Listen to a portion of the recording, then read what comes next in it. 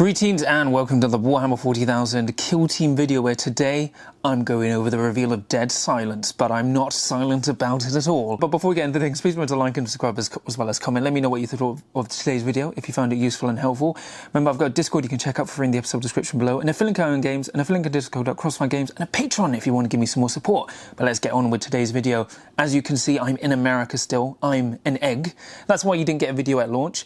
Actually, when they revealed Dead Silence, I was just getting ready to go into round one of the Las Vegas Open. So depending on when this video releases, you will either know what I've done or how it was done. So we'll see. But yeah, so Dead Silence has been released. This is the second box, which has come out of the blue. And if you kind of read the article, it feels like Games Workshop announced it earlier than intended, because it sounded like it was going to be a Warhammer Day reveal. And then it's just like, oh, because when I read it when I was on the coach tail, I was like, I don't remember it being Warhammer Day today. So I think they might have been preempting the leaks. But let's get into it. So Dead Silence is the second box. We all do know what the third box is. It's got Night Lords and Sisters.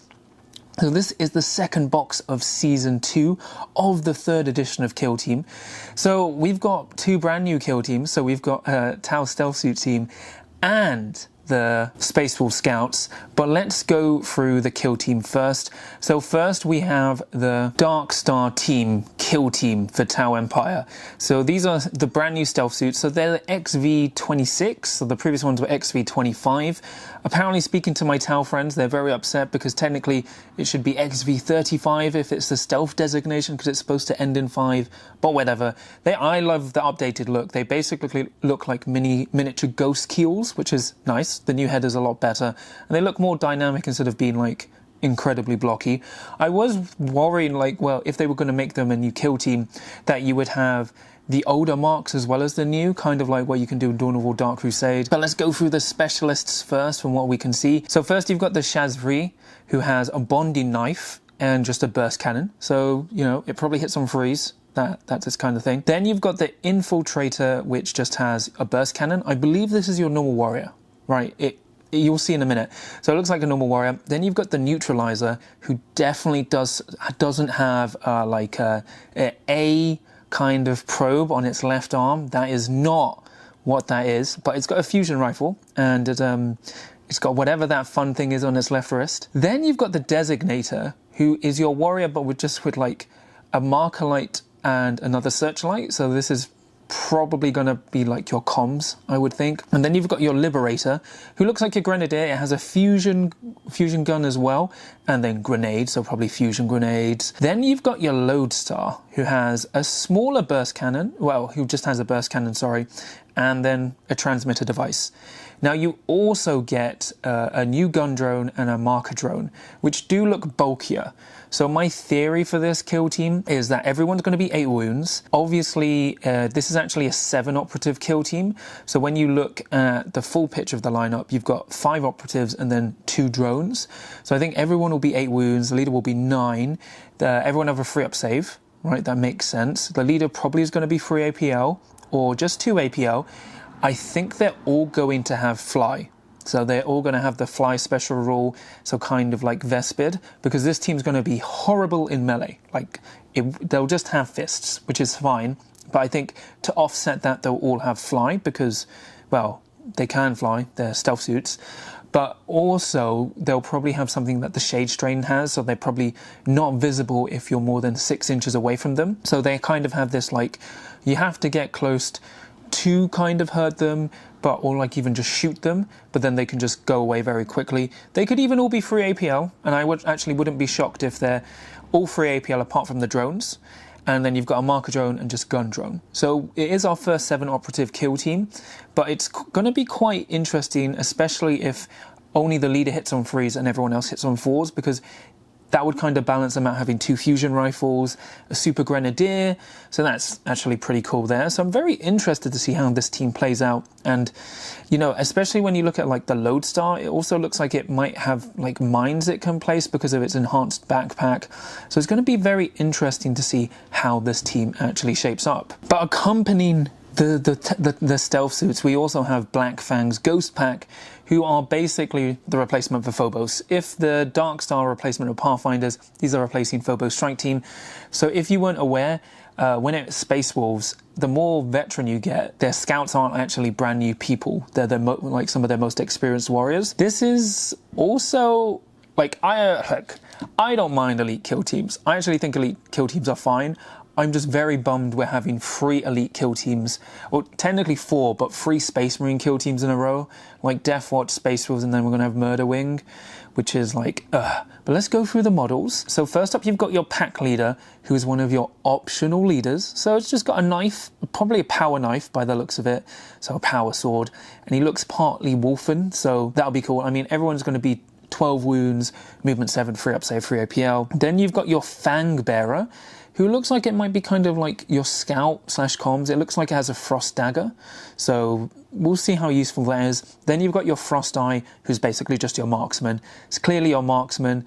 Unfortunately, it looks like it also has the same body as your leader, so you're going to have to choose between the Sergeant or the Frost Eye, like if you're not using magnets, which is annoying, but otherwise it's a very dynamic model. Then you've also got the Gunner, who has a plasma gun, which is good, but it's just funny how comically small it looks compared to the Death Watch one, but size isn't that important.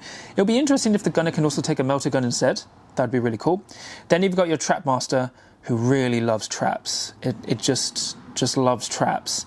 But it's got good grenade, so you know, frag, crack, probably smoke and stun, and then it can place mines, so that's pretty useful. Then you've got your Rune Priest Scourge, who actually looks like it's one of your main leader options, so you either take the Rune Priest or the Sergeant, and to be honest, the Rune Priest is probably going to be the main option you take all the time, and that looks like one of the unique poses in the kit, so, you know, there's that. Then you've got the Hunter, which is, I believe, your normal warrior, and it looks like all your normal warriors have plasma pistols and combat knives, which is cool. Like, that's fine, that is completely okay. It'll be interesting if they have Reaver-like masks, which they don't look like they do.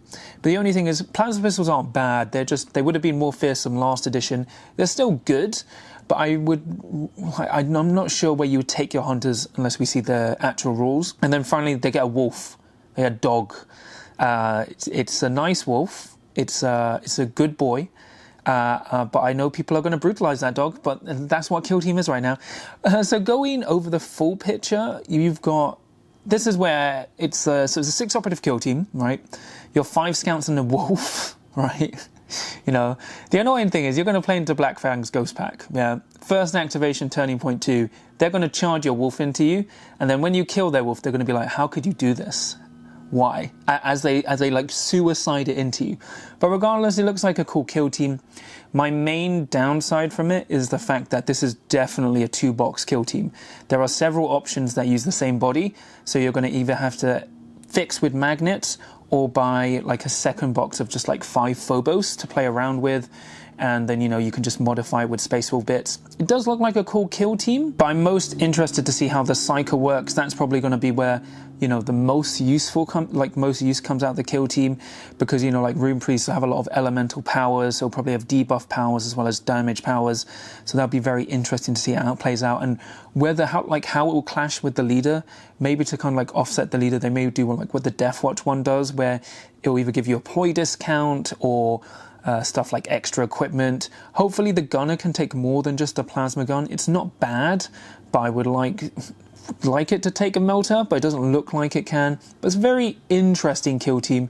It's Phobos, but with a dog, right? So the models look amazing, but it'll just be interesting to see how it plays out. Now, inside the Dead Silence box, we actually don't get any additional terrain, so you just get 2 kill teams, which should bring down the price of the box, which is really good. But, you know, you still get your faction cards for both kill teams, but as a result, there's an in-depth campaign system. So they use a hex-based map, kind of like the older Warhammer 40,000 expansions for campaigns, and it's supposed to be a wholly in-depth campaign system. where the dossier goes through how you can play through a campaign, how many games you can play through, like as you like expand across the map. And it sounds like it evolves where you play on the open, like you play on open, play on Vocus, you know, those kind of kill zones. And then as the campaign progresses, you start going into the Tomb World complex as you either try and like raid the Tomb World or, you know, stop people from escaping with its tech. So that kind of stuff. But that looks really cool. It's nice they're adding these more additional things to make like the narrative experience really good, which, as I said, I've been a fan of all Kill Team releases since Typhon. They've been building on the narrative aspect for people who just don't play the game competitively or want to play it like with friends more, which is great. And I'll be keen to go through this in depth just because it looks like quite fun to play. And as I said, the bonuses makes the box cheaper. And then according to the article, Dead Silence will be coming out pretty soon. So the funny thing is, will this be legal for Worlds? And if it is, wow, what a scramble that will be. It sounds like it's coming out by the end of the month, which is depressing for me, but we'll see. We'll see what happens. So going over the Dead Silence overview, once again, I think it's a great box. Like, I'm really actually hyped for the stealth suits. It'll be interesting to see how they play, but I'm actually oddly really fond of the miniatures. There's a lot of schemes I want to test out with the stealth suits, because, you know, I'm just umming if I want to paint them as Farsight Enclaves, because that's basically what I've been doing with my Vespid and Pathfinders. So I'll probably go Farsight Enclave, but there are some other schemes I want to test out. And then even the Space Wolf kill team, like the Blackfangs pack, that looks pretty interesting. I want to see how that plays out. It does seem a lot weaker, right? But we can't, like, the rules are just unpredictable at this point. The good thing I'll say is the Darkstar kill team does look like a one-box kill team. As I said, your normal Infiltrator looks exactly like the Designator, just with 2 additional bits on its backpack. And you'll probably never need to run a Warrior. And then, unfortunately, when it comes to the Space Wolf kill team, it's a 2-box kill team. So you either need to magnetize the arms, or luckily I still have some spare Phobos bodies, so what I'm going to use is just spare Phobos bodies to build the other specialists. But I'm really interested to see how the Psyker plays out. That's the biggest thing. But what's really interesting about the Space Wolf kill team to me is it looks like there's a lot more swappable operatives, like especially if you're normal warriors, because they all have combat knives and plasma pistols. So they're all 5 attacks, hitting on 4 threes, 4-5, and then they have plasma pistols as well. So there may be situations, you know, when you just don't need a plasma gunner and you actually probably want a free APL warrior who can charge in, fight, and then just fire a close range plasma pistol. Still don't know what the Fang Bearer does. It does have a Frost Dagger, and then you've got your Frost Eye. So this is basically likely going to be the Marksman Mark II. And then you've just got a dog, a Space Wolf dog. So that's probably going to be maybe 8 to 10 wounds. I wouldn't be surprised if it's 10 wounds. Probably 9 wounds, movement 7, movement 8. 2 APL, just charges and fights. And then, as I said, for the Darkstar kill team, they'll probably have the Shade Strain rule where they're not visible unless you're within 6 of them. They'll probably all have Fly. They'll probably all be free APL, 8 wounds with a free up save, and then the leader's going to be 9 wounds with a free up save. That actually would be pretty awesome because they're our first 7 operative kill team, and because those gun drones and marker drones are slightly bulkier, I think they'll probably be 8 wounds as well. So it's going to be a really interesting release, and once again, Kill Team keeps hitting out of the park, at least when it comes to miniatures and even what they're offering from a narrative standpoint, because as I said, there's no additional terrain and we're just getting a campaign system which looks really fun and in-depth. So, you know, the rules are going to be whatever the rules are, but regardless, I'm pretty hyped for it. But that's pretty much it for me today. Please remember to like and subscribe as well as comment. Let me know what you thought of today's video. Are you as hyped for the Dead Silence box as I am? And remember, I've got a Discord you can check out for free in the episode description below, and a link at Lemon Games, and a link at Discord code at Crossfire Games, and a Patreon if you want to give me some more support as well. So thanks to all my patrons. Your support really means a lot to me and helps support the channel. But yeah, I'm currently in America. I'm an egg. I'm so excited right now. I'm deathly silent because I can't hold my excellent hype anymore.